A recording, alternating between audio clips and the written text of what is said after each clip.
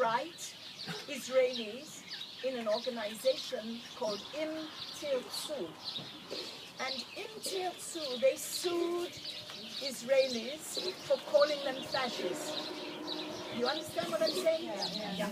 And they went to court, and the court said, no, they are fascists. The way they set themselves up, the way they model themselves, who are their heroes, and they came, about 20 or 30 of them, through the tunnel, and the Bedouin, very, very firmly, but no violence, pushed them back.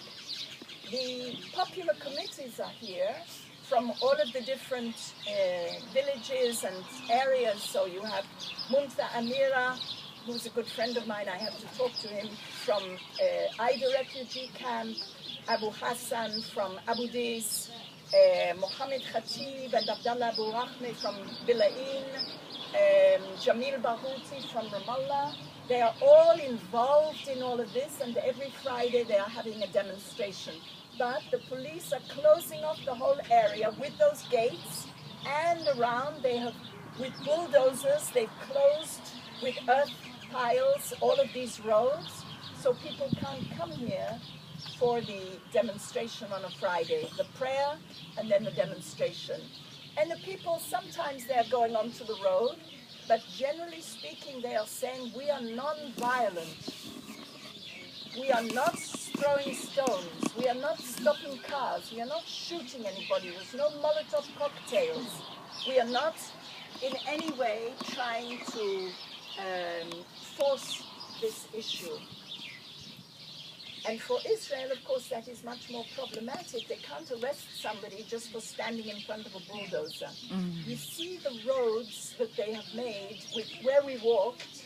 This never used to be so good. So for a few days, it was a closed military zone, and they had bulldozers working on the roads. And we were looking at this and thinking, why do they need good roads? Even they expropriated land if they're just bringing in bulldozers to demolish. And we realized this is to get the buses in to take the people out. And one journalist, when I was here one day, he heard the military walking around here saying, put the ambulances there, put the buses over there, you need a police car down there by the tunnel to stop anybody coming through.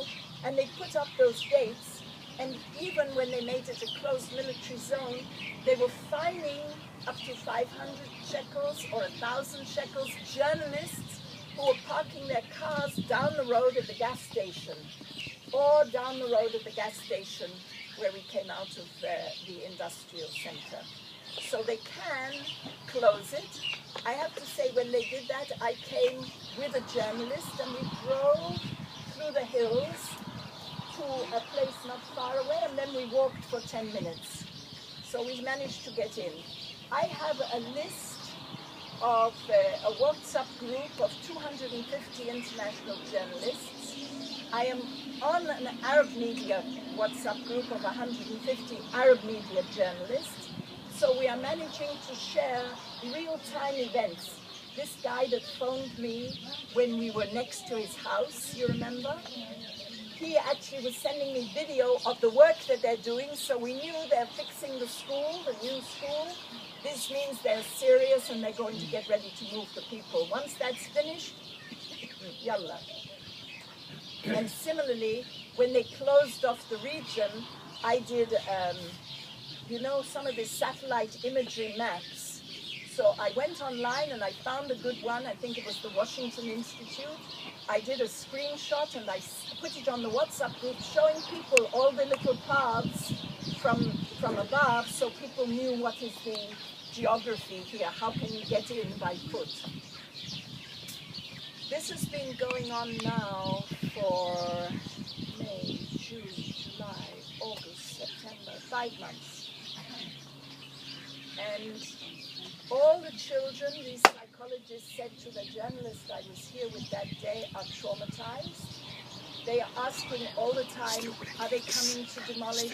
If they see the police, obviously everybody's worried. People have been arrested. There was one French professor, he's American French.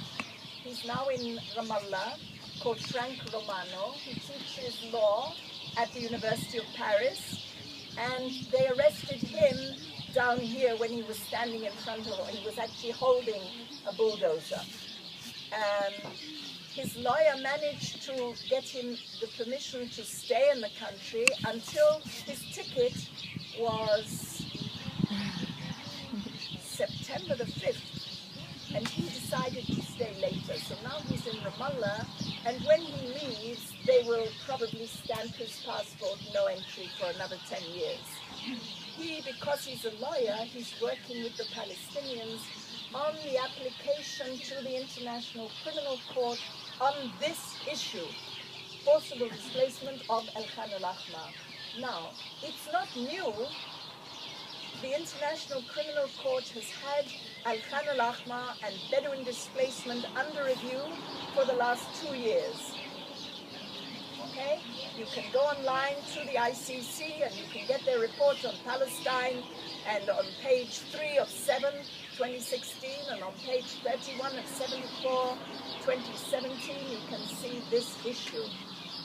So when Avigdor Lieberman, the Minister of Defense, who has been warned publicly by our main human rights organization, B'Tselem, that forcible displacement of protected persons, civilians under occupation, is a war crime if it's against their will, he nevertheless, as I said on the bus, told Angela Merkel through the media, this is not your business. Who the heck are you, Germany, to tell us what we do? I don't come to Berlin and tell you not to demolish illegal buildings. So I don't know if we are saving this. I do know nobody knows, even the diplomats that I speak to, and I hope that you will speak to your Swedish diplomats here and in Stockholm and say, where does it stand? What have the Israelis told you? Because all this no, fine. But what I'm saying is words are not enough. Telling the Israelis that there will be serious consequences, which is what Federica Mogherini said, in her own name, not even through her spokesman, there will be serious consequences means what?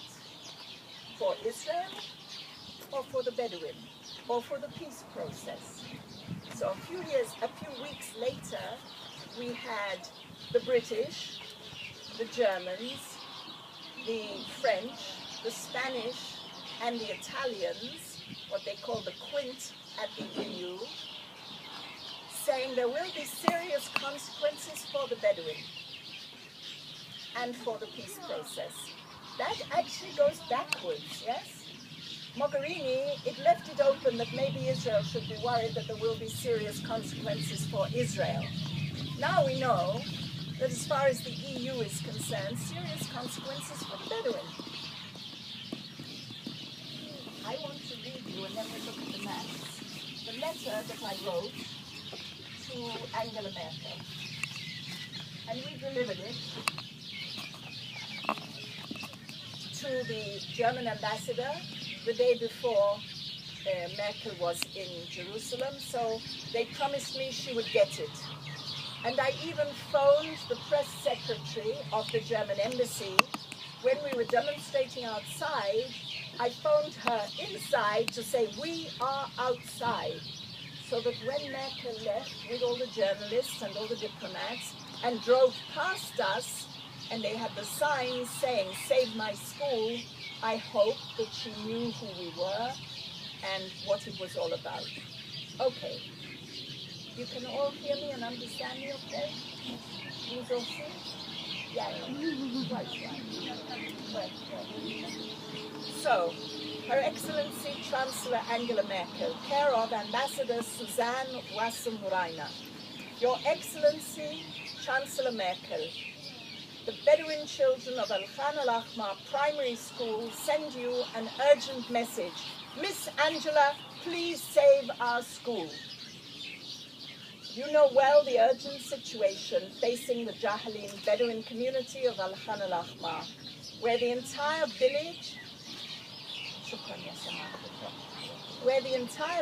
and its ecological car tires and clay school Did you see the car tires behind the mud?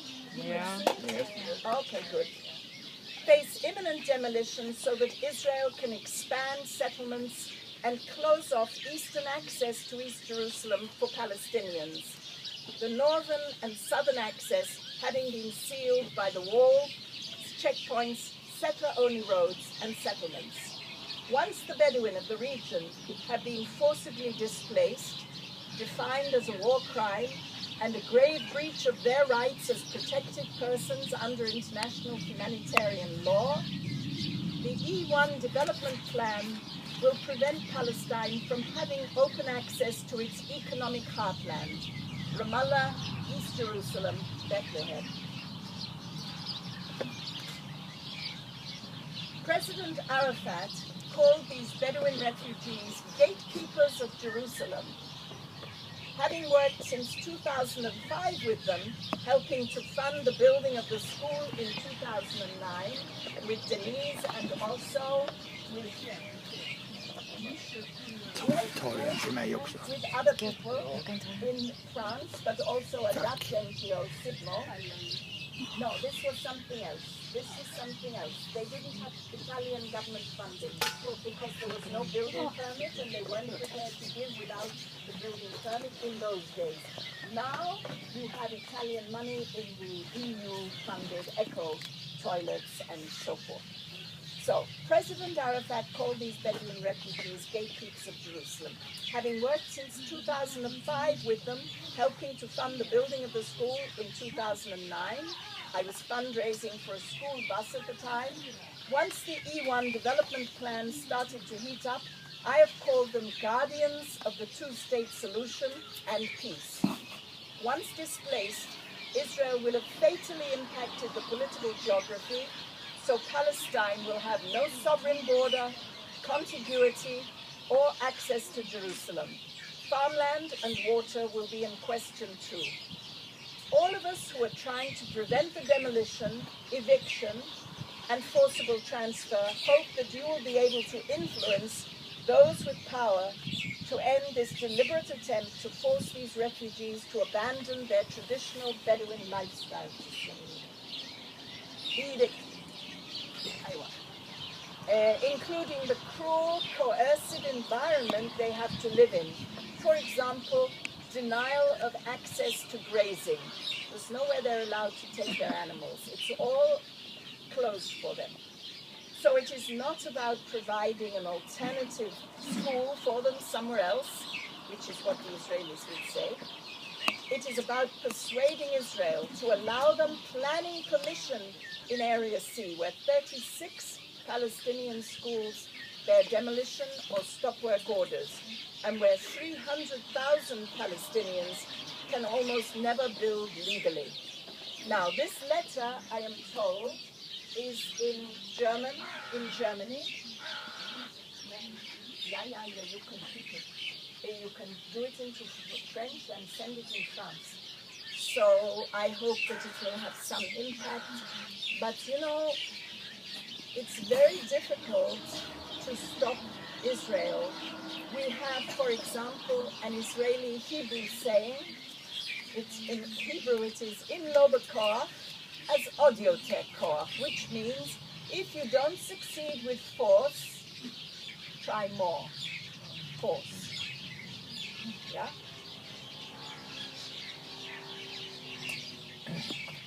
And it's not open to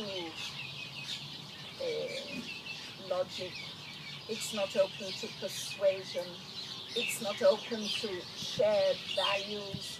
I've been here with a British minister, and he was going to speak with Netanyahu immediately after, and he came here